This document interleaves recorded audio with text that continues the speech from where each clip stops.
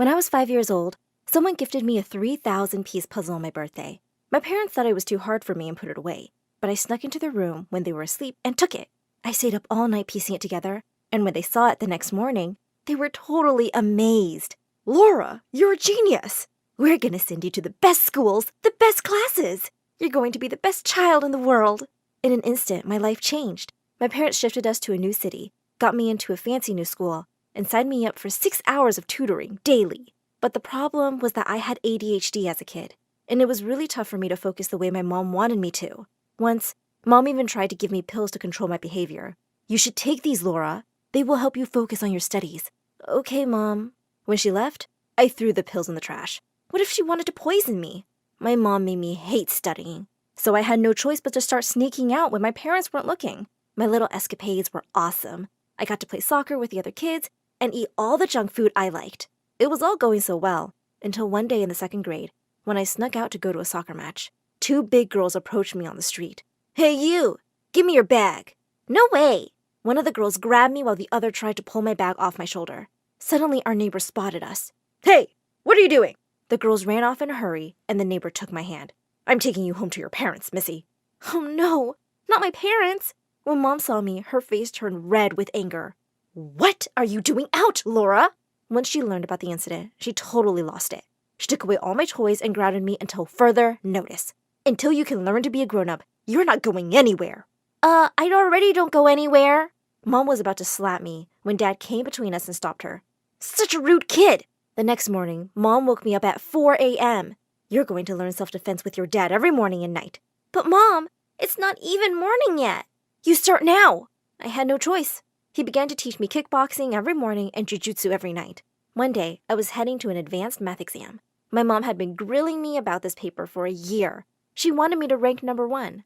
I was on my way to the exam room when I suddenly spotted an adorable boy with glasses cornered by some bigger kids who were pushing him around. I knew I had to go in for my paper, but I couldn't ignore this. I ran in between them. "Hey, stop it." Is this little girl here to save Devin?" "This little girl will kick your big butt."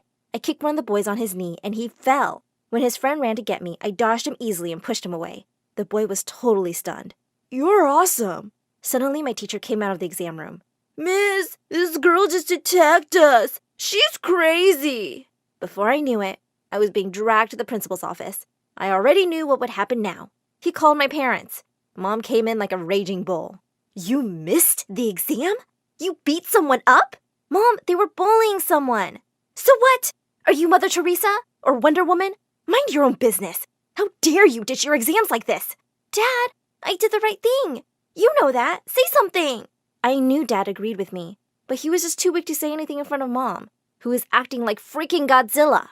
She signed me up for a replacement exam in 3 months and told me to get to work. The next day, the boy I helped, Devin, came up to me and thanked me for saving him from the bullies. He thought I was amazing and asked me out on a date. My first date ever! And he was just so cute. Of course I said yes. Devin and I began dating, and I did everything I could to keep it secret from my parents. I got a secret phone with my savings to text him, and I'd sneak out every night to meet him. I started to think that life wasn't so bad after all. Until one day, Noah, the gorgeous soccer player from my school, came up to me during lunch. "Hey, go to the Blue Pearl Cafe at 5 p.m. Watch what happens." "What?" "Just do it. It's very important." With that, Noah walked away from me. That was so weird, but I decided to go anyway. When I reached the cafe, I saw Devin sitting there arm in arm with another girl. "What?" Devin kissed that girl right on the lips before she left.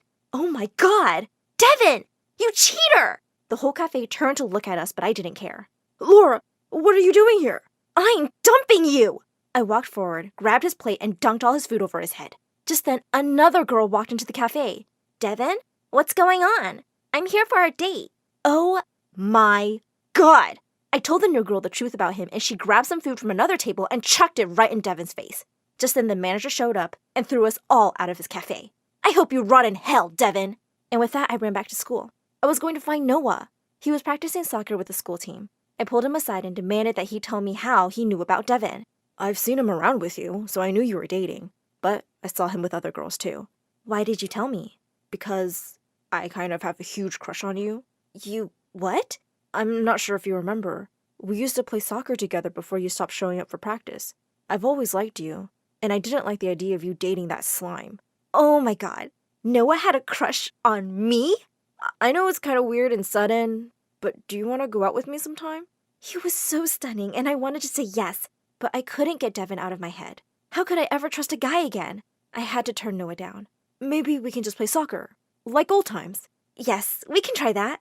I started playing, and it was the best fun I'd had in years. Everyone loved me and asked me to try out for the official soccer team.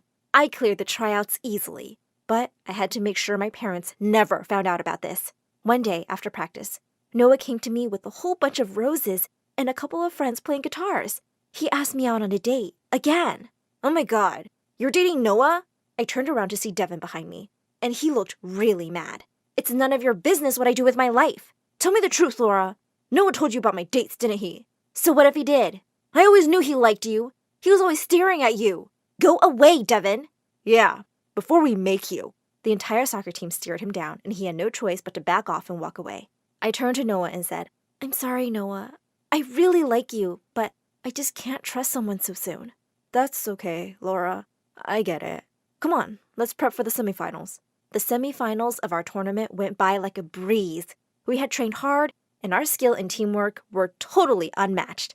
When I scored that winning goal, I literally lost my mind. The thrill and joy was too much. I wrapped my arms around Noah and gave him a kiss right on his lips.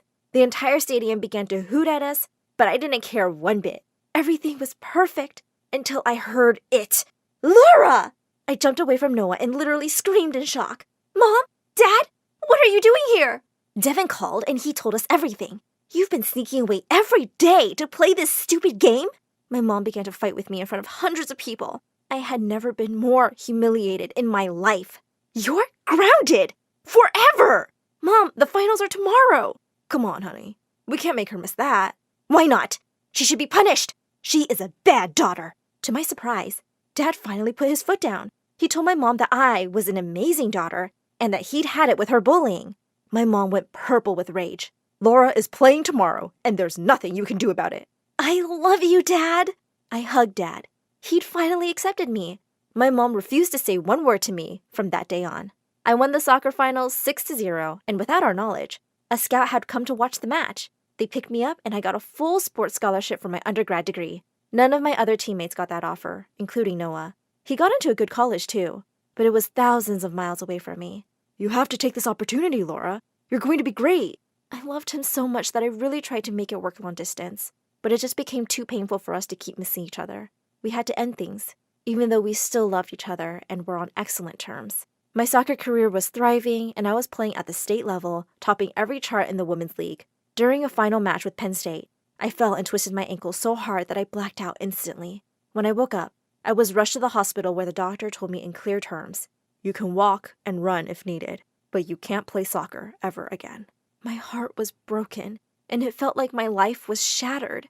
I went back home, and my dad consoled me and supported me. My mom made a few snide comments about how she was right, but Dad chased her away. I believe in you, Laura. We'll get through this together. I eventually started teaching self-defense and soccer classes for little kids in my city. It was good pay, and I really enjoyed working with children. One day, I got a text from Noah, and I flipped. I didn't realize we were in the same town now. He asked to meet me for dinner, and I was shaking. My jaw fell when I saw Noah. He was drop-dead gorgeous, just as the day I met him. He wasn't here alone. Some of our friends from the soccer team were here with their old guitars. Noah had 100 roses, and he gave them to me before he asked me to be with him again. And this time, I said yes, and jumped into his arms. He lifted me up in the air as I kissed him passionately. Noah and I started our lives together, and eventually got married 3 years later. My dad attended, and my mom didn't, which was totally fine by me. A year after our marriage, I became pregnant with our first baby. The pregnancy itself was a breeze, but the delivery was tricky. There was a complication, and I had to go into surgery, which really scared us all. Thankfully, both my daughter Claire and I made it. When I'd recovered, the doctor said, I'm sorry, Laura.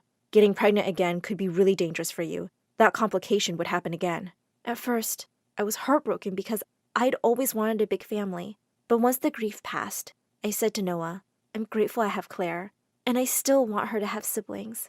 We adopted 3 children after I had Claire. Claire absolutely fell in love with her siblings, and Noah and I got to give our 4 children a wonderful, loving home.